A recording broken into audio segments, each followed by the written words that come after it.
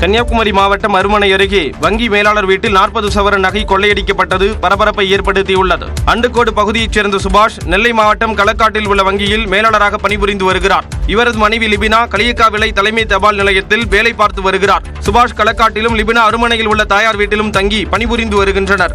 இந்நிலையில் வெள்ளிக்கிழமை இரவு அண்டுக்கோடு பகுதியில் உள்ள சுபாஷ் வீட்டின் கதவு உடைக்கப்பட்டிருப்பதாக பக்கத்து வீட்டைச் சேர்ந்தவர்கள் அவரது மனைவிக்கு தகவல் கொடுத்தனர். அதன் அடிப்படையில் சுபாஷ் தனது வீட்டிற்கு சென்று பார்த்தபோது வீட்டின் பின்பக்க கதவு உடைக்கப்பட்டிருப்பதும் பீரோவில் இருந்த 40 சவரன் நகை காணாமல் போனதும் தெரிய வந்தது. இதுகுறித்த புகாரின் பேரில் நிகழ்விடத்திற்கு சென்ற காவல்துறையினர் கைரேகை நிபுணர்கள் உதவியுடன் தடயங்களை சேகரித்தனர். இந்த கொள்ளை சம்பவத்தில் உள்ளூர் கொள்ளையர்களுக்கு தொடர்பு இருக்கலாம் என்ற கோணத்தில் கொள்ளையர்களின் பட்டியலை தயாரித்து விசாரணை மேற்கொண்டு வருகின்றனர். ஈரோடு மாவட்டம் சித்தோடு அருகே சொகுசு பேருந்தில் கடத்தி வரப்பட்ட 1/2 கிலோ தங்கம் மற்றும் 18 லட்சம் ரூபாய் மதிப்புள்ள அமெரிக்க நாட்டு டாலர்களை காவல்துறையினர் பறிமுதல் செய்தனர். கோவை சேலம் தேசிய நெடுஞ்சாலை வழியாக தங்கம் கடத்தி வரப்படுவதாக காவல்துறைக்கு தகவல் வந்தது. அதன் அடிப்படையில் சித்தோடு அருகே காவல்துறையினர் வாகன சோதனையில் ஈடுபட்டனர். அப்போது ஐதராபாத்தில் இருந்து கோவை நோக்கி சென்ற சொகுசு பேருந்தில் சிங்காநல்லூரை சேர்ந்த புகழ்வாசனிடம் சந்தேகத்தின் பேரில் சோதனை மேற்கொண்டனர். அதில் 1/2 கிலோ தங்கம் கட்டுக்கட்டாக அமெரிக்க நாட்டு கரன்சி நோட்டுகளை பையில் மறைத்து வைத்து கடத்த முயன்றது தெரியவந்தது. உரிய ஆவணங்களின்றி கொண்டு செல்லப்பட்ட தங்கத்தையும் அமெரிக்க கரன்சி நோட்டுகளையும் சித்தோடு காவல்துறையினர் பறிமுதல் செய்தனர். புகழ்வாசனிடம் விசாரணை மேற்கொண்டதில் ஐதராபாத்தில் அவர் வழிப்பறியில் ஈடுபட்டது தெரியவந்தது. இதனையடுத்து அவரை போலீசார் கைது செய்தனர்.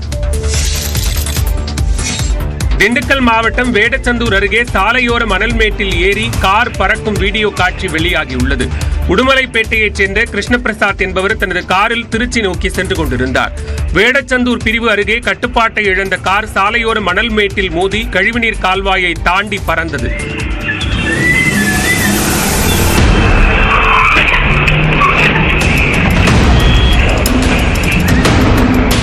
விபத்தில் இருசக்கர வாகனத்தில் சென்ற பிரேம்குமார், அவரது உறவினர் மீனா மற்றும் காரில் இருந்த சண்முகப்பிரியா ஆகியோர் காயமடைந்தனர். இதேபோன்று சீர்காழி அருகே புத்தூர் 4 வழிச்சாலையில் திருமண நிகழ்ச்சிக்கு சென்றவர்களின் மினி வேன் பள்ளத்தில் கவிழ்ந்து விபத்திற்குள்ளானது.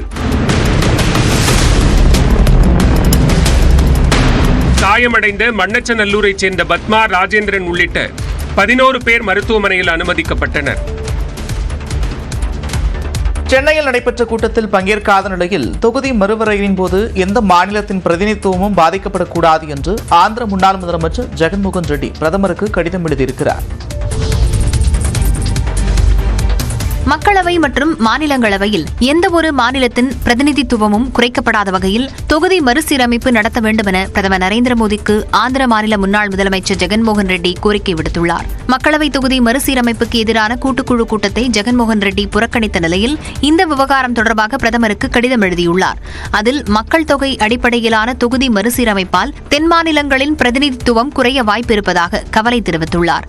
மக்கள் தொகை அடிப்படையில் தொகுதி மறுவரையறை செய்தால் தேசிய அளவில் கொள்கை உருவாக்கம் மற்றும் நாடாளுமன்ற செயல்பாட்டில் தென் மாநிலங்களின் பங்களிப்பு குறையும் என்றும் குறிப்பிட்டுள்ளார். விகிதாச்சார அடிப்படையில் செய்யப்படும் தொகுதி மறுவரையறையால் எந்த ஒரு மாநிலத்திலும் தொகுதிகள் எண்ணிக்கை குறையாது என்று மத்திய உள்துறை அமைச்சர் அமித்ஷா உறுதியளித்திருப்பதற்கு நன்றி தெரிவித்துள்ள ஜெகன்மோகன் ரெட்டி தற்போது இருக்கும் விகிதம் தொகுதி மறுசீரமைப்பிலும் தொடர வேண்டும் என்று கேட்டுக் கொண்டுள்ளார். மேலும் தொகுதி மறுசீரமைப்பு பிரச்சினை நாட்டின் சமூக மற்றும் அரசியல் நல்லிணக்கத்தை சீர்குலைக்கும் சக்தி கொண்டது என்று எச்சரித்துள்ள ஜெகன்மோகன் ரெட்டி பிரதமர் மோடி இந்த விவகாரத்தில் தலையிட்டு தொகுதி மறுசீரமைப்பு பிரச்சினைக்கு தீர்வு காண வேண்டும் என்றும் கேட்டுக் கொண்டுள்ளார்.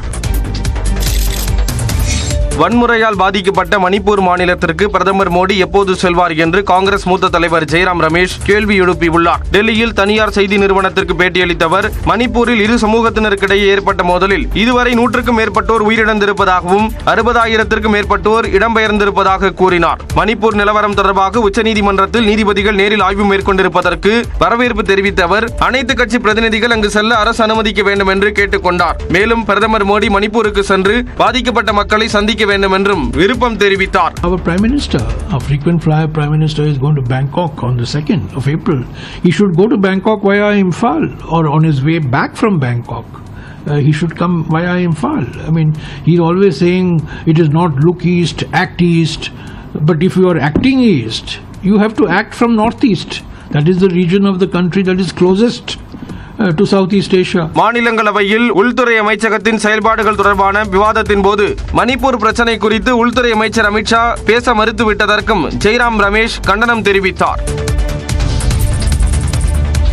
வீட்டில் கட்டுக்கட்டாக பணம் இருந்த புகாரில் சிக்கிய டெல்லி உயர்நீதிமன்ற நீதிபதி யஷ்வந்த் வர்மா மீது ஏற்கனவே சிபிஐ மற்றும் அமலாக்கத்துறையின் நிதி மோசடி வழக்கு நிலுவையில் இருக்கிறது. அலகாபாத் உயர்நீதிமன்ற நீதிபதியாக பதவியேற்பதற்கு முன்பு உத்தரப்பிரதேச மாநிலத்தில் புகழ்பெற்ற சர்க்கரை ஆலை ஒன்றில் யஷ்வந்த் வர்மா நிர்வாகம் சாரா இயக்குநராக பணியாற்றி வந்தார். அந்த ஆலை ஓரியண்டல் பேங்க் ஆஃப் காமர்ஸ் வங்கியிடமிருந்து 150 கோடி ரூபாய் கடன் பெற்று திருப்பி செலுத்தாமல் முறைகேடு செய்ததாக புகார் எழுந்தது.